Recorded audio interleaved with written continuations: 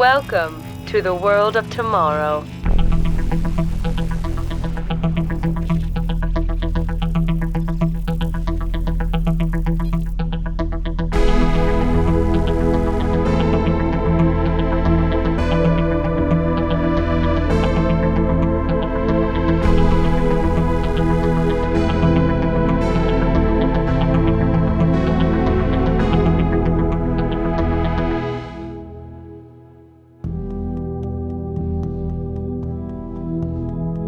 They say the new millennium began the day progress was finished. A domed metropolis of the world's greatest minds, a permanent showcase of American ingenuity, built on the swamplands of Central Florida.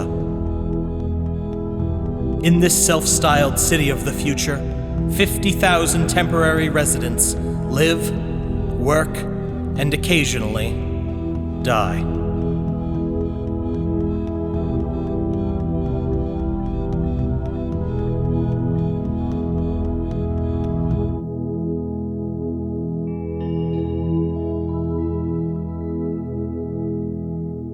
This episode of The World of Tomorrow is sponsored by the Field Guide to Tiki Decorating.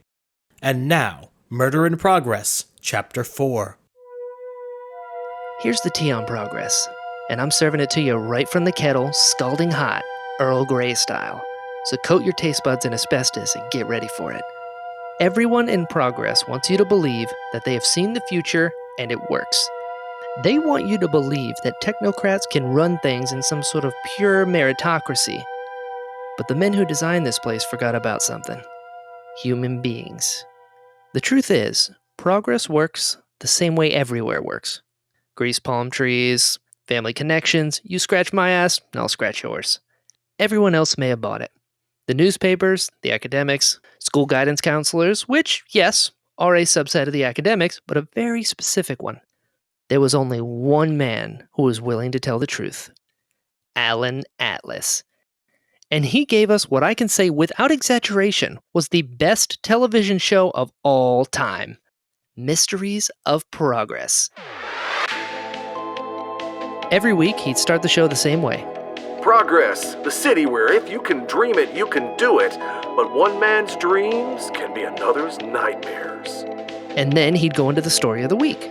When are the genetic experiments on our food going too far? Was it a lab accident gone wrong, or something much more sinister? In the muddy voting continues, but evidence tomatoes grown on trees, fertilizers for the person will be finding these olives. Only his lab assistant slash lover knows for sure. But her excuses are coming up a little bit short.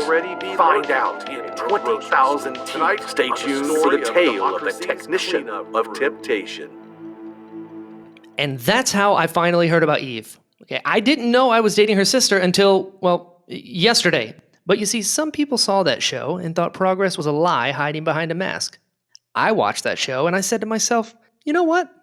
I can work with this. It seemed to me like a town with this many mysteries needed someone to solve a few of them. And unlike Alan Atlas, I wasn't in it for the public access and late night syndication fame and glory. So you decided to try and solve one of ours? No, I don't think I said that. Wait, check the tape. Can she check the tape? Excuse me, did I say that? It seemed to me like a town with this many mysteries needed someone to solve a few of them. And unlike Alan Atlas, I wasn't in it for the public access and late night syndication fame and glory. Okay. I might have mistakenly implied that, but people make mistakes all the time. They certainly do. Can I have some more water? I seem to be out of water. Can someone bring Mr. Les a third pitcher of water? Thank you. What time is it? They should really put clocks in this room. It's an intimidation tactic. We don't have them in the county jail either. Keeps you on your toes until we get you to confess. Now I would have thought a seasoned professional like yourself would have known that. Yeah. And you are, what, another intimidation tactic? I'm just sitting here, passing the time until you tell us why you were in the primary murder suspect's apartment. With her key. I told you. Annie gave me that key for emergencies.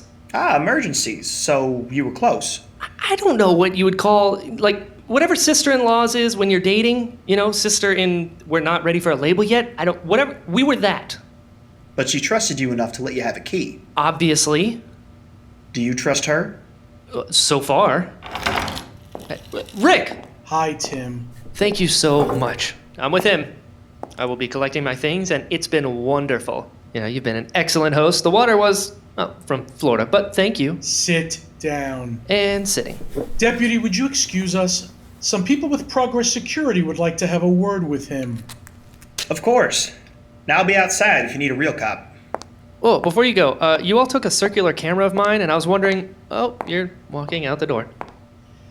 Tim, I want to introduce you to someone.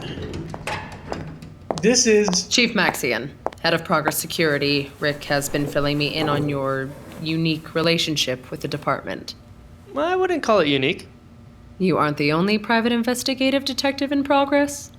Well, being the only of something doesn't make it unique. That's the literal definition of the word. I don't think Progress would grant a business license to something as sketch as a private investigator, do you? Claim you were inventing a bubblegum that cured syphilis and they'd give you a free office. We'd also remind you that gum was still illegal in Progress. Let me quote from your business charter: less security and surveillance, developer and purveyor of new surveillance technologies. This is what you're doing with your time? Am I spending all my days engineering new ways of letting government agencies spy on the populi?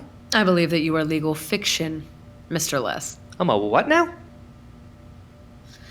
You are a businessman in Progress whose primary business is not their stated business, if you follow.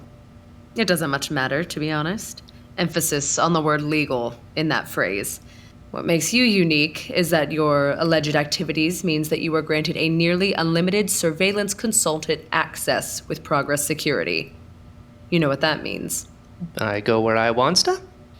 For the stated purpose of testing field equipment, yes. What's more, there's nothing I could do about it, even if I wanted to. I hope we understand each other, Mr. Less. Chief Maxion is saying she wants us to all be friends. I believe there is a market in Progress for your services. As long as we're all friendly, Mr. Less. Please, please. Mr. Less was my father. No, wait. He was a doctor. Mr. Less was my great-grandfather? Timothy, then. This was interesting. Uncle John's accountant had helped me set this whole thing up. Uncle John wasn't kidding when he told me that this man was good at his job. So am I free to, how do I low-key put this, go home now? As friends, there is a matter we'd like to discuss.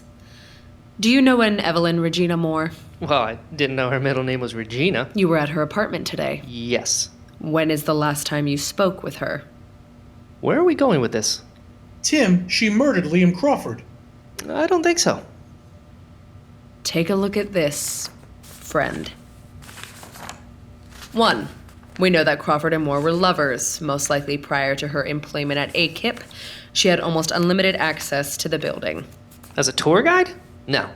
Annie's a tour guide, and she couldn't get me in to see the fish exhibit. Well, the other guides didn't. Look here. Here's a list of everyone's clearance status a week before the murder. She had the third highest clearance for that building. It was Crawford, NIO, and then her. That doesn't prove anything. 2, her DNA was found on his body and his clothes. You knew they were together. Besides, I can get some DNA made up at the drugstore right now. 3, they had a public fight the week before. I can't imagine that's rare. Have you met her? 4, she's got a history. Ah, you've seen the show. Apparently it's nothing like that, which is weird, because usually mysteries of progress. 5, she was the only other person in the building that night, besides the security guard. You've met the security guard. Do you think it was the security guard? Here's a list of all the front door scans in and out for the day. She didn't come until 4:45 p.m. Liam arrived late that night. Everyone else scanned in the morning or right after lunch and scanned out by 6. Do you have her on camera? The cameras at AKIP are just for show. They're non-functional. They wanted their employees to think they were working, but didn't want to risk someone hacking into them. Huh, that's convenient. It's also true. I saw it after you left. They weren't even plugged in. How'd she get out? Fire exit? Just avoided the scanner? Who knows? It doesn't matter. As everyone else left, she came in. Look, she's guilty, Tim. I know you don't want it to be her. Do you know where she is? If I did, and I'm not saying I do. Is it your apartment? Maybe. We already looked there. What? Don't you need a warrant? Tim, this is progress. Did you read your lease before you signed it? I looked it over. And the DNA collection waiver? The what now? If she was there, she's gone. If you see her, you have to stop helping her. At this point, you're actively aiding a fugitive. She broke into my house. Calm down, Tim. Your passcode was A. At 2, Ricky? Any idea where she could have gone? No. Would you tell us if you knew? Yes. And I meant it too. I didn't see any way out of it. All I kept asking myself was, how am I going to tell Annie? What can I say? She took me for a chump. Is that why you helped her? Yeah, that's why I helped her. Tim. What? You just confessed to actively aiding and abetting a fugitive. Well, that's not what I said. Read the transcript. Chief Maxion, is that why you helped her? Timothy Less. Yes, that's why I helped her. Oh, where did you come from? I've been here the whole time. Do we really have to? Yes, we enforce the law. He had clearance. Yes, I have clearance. He knowingly entered a scene of interest to investigators by furnishing a fish-related false name in order to tamper with evidence. Book him. All right, Tim, you heard her. Come with me. Rick took me down the hall to the sheriff's substation. Officially, it was one of their guys who took my identification, fingerprints, mugshot, and then returned me to the Progress holding cell, where they asked if I consented to a cheek swab, retina scan, and tranquilizing suppository to keep me calm while I waited for the arraignment. I agreed to 2 out of the 3. Progress Security didn't have police powers exactly, and also did. It'd be misleading to call it a gray area, considering it was all codified in documents longer than a Russian novel, but the print was so fine, it looked like gray from a distance. Apparently, the holdup was what exactly to charge me with. There were fine shades between the charges Progress had at their disposal. In the end, they went with a lesser crime that they thought would be easier to stick. Criminal misrepresentation of an aquatic animal. Lawyers, am I right? It was past midnight when I got before a county judge. Bail is set at $10,000. You can pay the bailiff. Like fun I can pay the bailiff. I wanted to use my one video chat to clue in Bay, but I'd be foregoing the opportunity of being sprung from the hoosgow. I needed $10K tonight. There was only one person I know with that kind of dosh. Let me rephrase that. There's only one person I know with that kind of dosh whose wife has an overwhelming sense of nepodial devotion to me and can easily have his gonads twisted.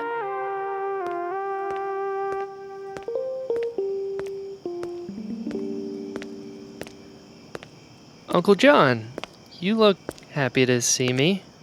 For once, Timothy, I can honestly tell you that that's the case. Let me rephrase. You don't look like a man who's just had to finance the monetary equivalent of a compact economy car tonight in order to bail out his business partner. Not your business partner. From spending more of his evening in the clink. Instead, it's more like the cat who caught the, I want to say laser pointer? Well, Tim, this is a smile of validation. Can I be frank with you for a minute?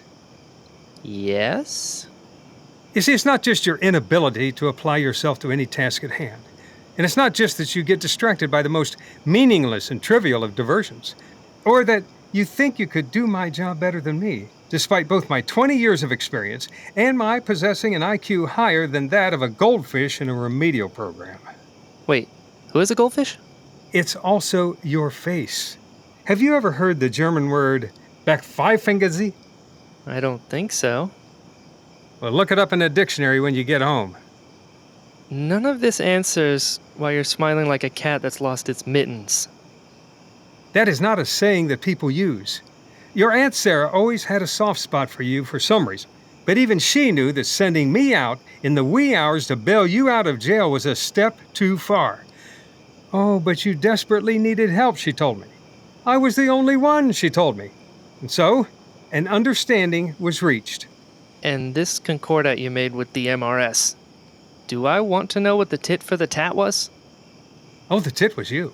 You were the tit. Me? No more. You will remove yourself from my office. You will no longer use my secretary, my spare desk, my clients, my stapler, or my pens. All right, I get the idea.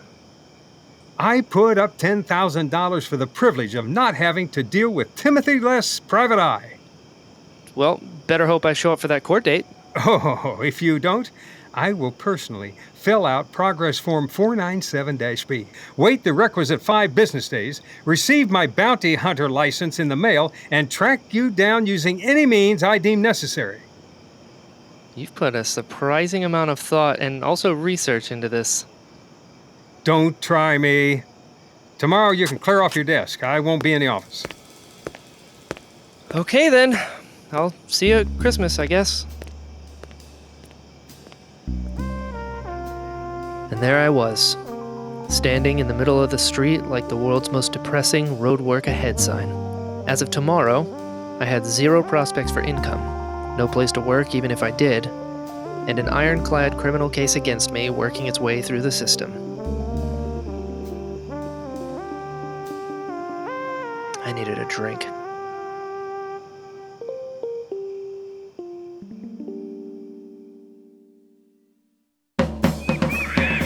If you're looking to turn an empty room into a tropical paradise, look no further than the Field Guide to Tiki Decorating. Written by Trader Brandon, the decorator of both Trader Sam's Enchanted Tiki Bar and Grog Grotto. Learn how to antique and rust props, create fake bamboo, and more. Available now online at TraderBrandon.com. And now, Murder in Progress, Chapter 4. It started raining outside. Hard. You didn't get wet under the dome, but there was something the engineers didn't account for. The cacophony of sound. During a thunderstorm, it sounded like the world was exploding. And here in Progress, it could rain and rain and rain. It was a little better inside, so I headed for the only place I saw that was open. The sign said 24 hours, and that was good enough for me.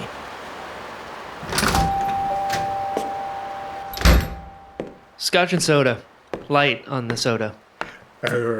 I'm sorry? No sketch? Bourbon, then. Very sorry. Rye? Sir, this is a deli? Ah. There's a sign outside. It says Luge's 24-hour deli. It's pretty large. Are there any other places around here that can mix a... You know what? I'd settle for any place that can pour alcohol into a glass. Oh, yeah. There's a lot of places to drink, but I think they'll close at like 9. Well, that's Progress for you. Can I still sit here at the bar? When it's in a deli, we call it the counter, but sure. Can I bring you anything? A soda or a milkshake? What's the strongest thing you got? How do you feel about fermented fish? Well, it's not my favorite thing to ferment. You seem like you're having a bad day. I'll see what I can do. The bartender, or whatever they call the deli equivalent, came back with a bottle of clear liquid. I couldn't read the label, but it had an excessive amount of umlauts. We don't have a liquor license, but you seem like you could use it, so I won't tell if you don't. Cheers. What is that? Akavit. That's what it's supposed to taste like. You know, you're the second person today I had to break this out for. Really? Who was the first? He's, sitting over there at that booth, nursing a tuna salad sandwich. Poor guy. Lost his job today. Luge tilted his head towards the corner, where the only other person in Progress with any tangible interest in the delicatessen arts. He was a big guy, facing the wall, but his shoulders were bobbing up and down like he was sobbing into a sandwich. That's a shame. You lose your job or your girl? Well, neither. Sort of both. Hold up a minute. I'm gonna go over and look to see if he needs anything. What I couldn't get over was how Eve had fooled me like that. I thought I was a pretty good judge, but the chief laid the whole thing out in black and white. But I was blinded by a sob story. Anything else I can get for you, friend? No, but I don't think so. I'll go now. Hey, how much do I owe you? I recognize that voice. Where did I know him from? I don't know what I'm gonna tell Ma. She was so proud when I got that job. That's it. He was a security guard from AKIP. Of course they fired him. You don't get to keep your security job when you lose your CTO on the first day. That's just careless. I don't even know what I did wrong. Of course you know what you did wrong. Your boss ended up tripping over a railing. Weird it was his first day, though. What are the odds of that when you think about it? Most people who get a job in progress stay as long as their visa lets them. I look at the screen, I read the name, I look at the picture, I look at the face. They all match and I let them in. I wonder if you remembered seeing Eve. I only let 5 people in that night. 5? The list I saw had dozens. Why didn't Progress Security just pull his shift? All right, I had to know. Hey, buddy, I don't know if you remember me. What? Oh, hey, it's you. You bought me a tuna salad to answer some questions. That's right. Yes, that was me. And I'm hoping that feeling of brotherly goodwill extends to answering just a couple more. James, was it? Or John? Robert? Michael? William? Bill. Bill, that's right. I knew I'd get there if I just started going through the most popular names in descending order. So I couldn't help but overhearing about the job situation. Yeah, after all I gave them. Yeah, but how much had you given them? Well, there was a 6-hour training course, and I had to buy these shoes. Right, yeah. So your whole shift, only 5 people came in? Yeah. Well, it started at 4. We got 12-hour shifts, you know. At that point, most people are leaving. And you don't have to check them when they're leaving, so, you know, only half the work. It was a pretty sweet gig. So, was one of them a girl? You know, medium weight, average height, brown hair, normal face and such? I don't know, maybe? One of them was a woman, dark hair, kind of pulled back. She looked really young, but she was an executive type. No, that's not her. She's a tour guide. You know, hold on. New chime to Annie. Chime me a photo of Eve. Sorry to wake you. Be important. Send. Who else? New chime to John. Chime me a photo of Eve. Sorry to wake you. Be important. Send. Wait. New chime to John. That means very important. Send. Okay, who else? Bayan, maybe? I'll give it a shot. New chime to Bayan. Do you have a photo of Eve? Chime it to me ASAP. Send. Wait, what's this about again? I should probably get home. Milkshakes! You want a milkshake? Yeah, of course you do. You know, 2 milkshakes? If you don't mind. Well, somebody answers my chime.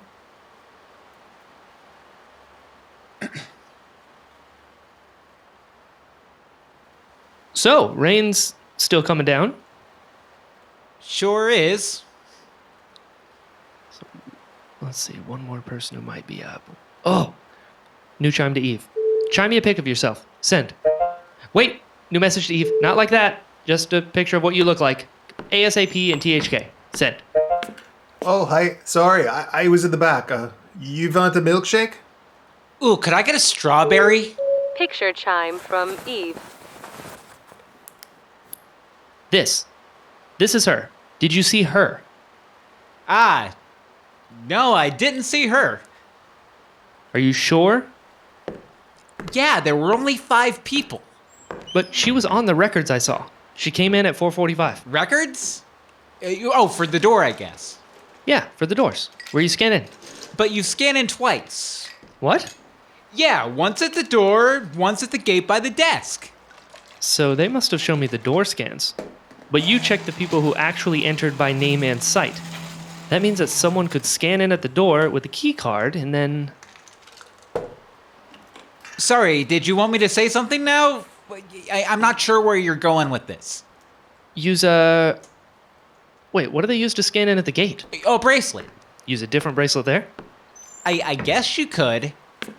So, okay, 2 milkshakes, 1 strawberry, 1 chocolate. Enough with the milkshakes, okay? How would you prove it? Could I get mine to go? It was the strawberry. A woman's life is at stake, man. Well, probably not her whole life. Maybe 30. Parole in 15. 15 years of a woman's life is at stake. I don't know. I don't know if the system keeps it. You don't know? So you do want the milkshake? Yeah, I mean, I wrote it down. You wrote it down? What? Like, with a pen? It was a number 2 pencil. Where's the sheet of paper? Oh, I don't know. It was in a logbook on a clipboard. A logbook? You're telling me the most advanced computer company in the world had no cameras and kept track of who was entering their top secret facility on a clipboard? Why would they do that?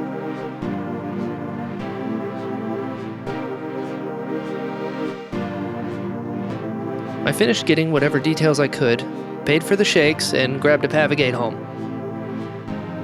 It didn't make financial sense to run the people movers and monorails after midnight. You could normally use them to go places, but after that time, they were programmed only to take you home, not out or somewhere else. So, thanks, Mom.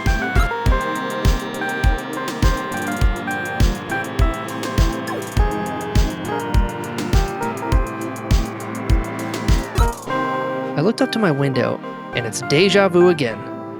There was a lamp on in my apartment window, which means someone was triggering the motion-activated lights. This day is the woat! I didn't have the energy anymore. And come to think of it, Progress Security had taken my coin gun.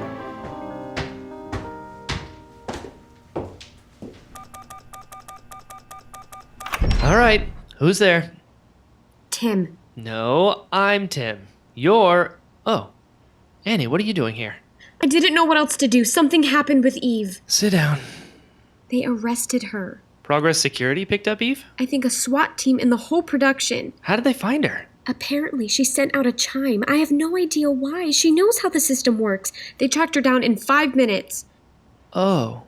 Yeah, that would do it, wouldn't it? She heard them and called me right before they came. Why would she have sent a chime? Who would she have even sent one to? Well, Eve knows what she's doing. What could have been so urgent that she had to give away her location? I think we need to focus on what's important right now, Annie. What's important is my sister is in jail for a murder she didn't commit. You saw her earlier today, right? Is there anything she said? She told me she didn't murder Liam Crawford. Well, yes. Good, I guess. You don't believe her? I don't know. Annie, like it or not, your sister was into something sketch. The dramatis personae alone should make me want to forget the whole thing. Maybe she did Bonnie his Clyde. Maybe he had it coming. There was a lot Eve wouldn't tell me, but she never lied to me. Annie gave me one of those looks, and I knew the discussion was over. She was a big basket of sunshine, but she wasn't gullible. If she knew Eve was telling the truth, then so it was written and so it was done. I told her about my conversation with the security guard.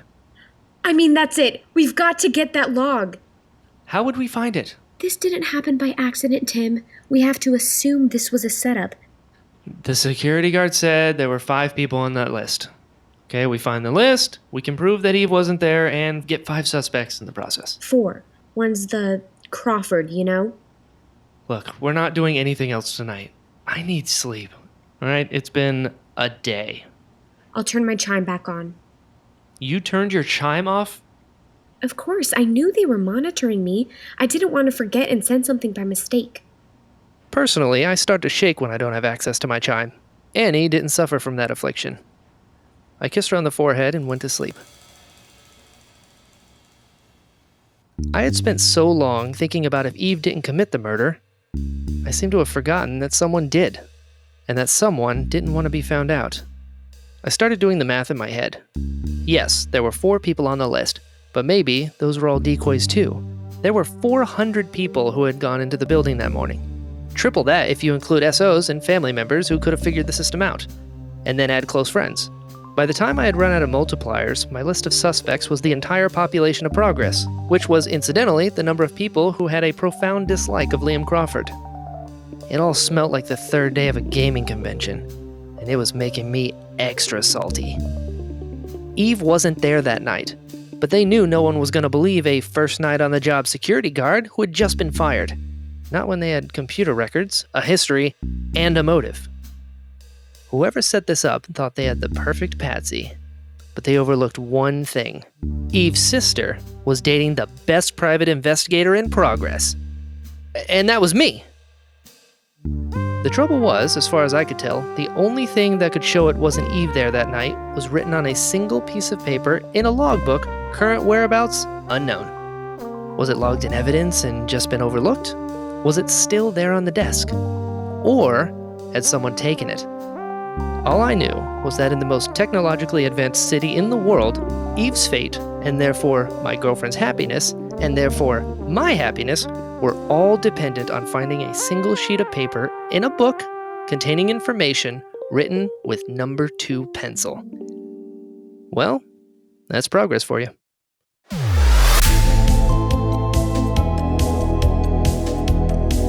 This episode of World of Tomorrow was written and directed by Benjamin Lancaster. Tim Less is voiced by Brian Ballance. Alan Atlas is played by Barry Wallace. The Orange County Deputy is Jake Ramos, and the Stenographer is Teresa Hui. Rick is played by John Saccheri, and Chief Maxion is played by Jaclyn Thomas. The Judge is How Bowers. John is played by Jeff Evans. Annie is Issa Jones. The Chime voice is Jaclyn Thomas. Associate producer Naomi Addison. Music by Trash Chan, Zotair Zita. The score to The World of Tomorrow can be heard at prototypeworldoftomorrow.bandcamp.com. Creator, producer, and showrunner Benjamin Lancaster.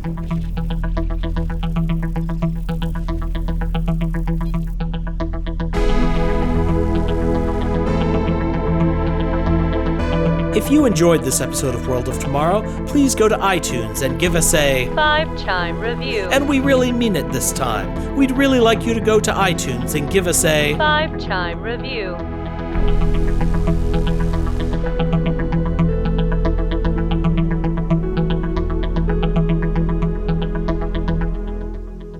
The World of Tomorrow is copyright 2020, Just a Head in a Jar, LLC.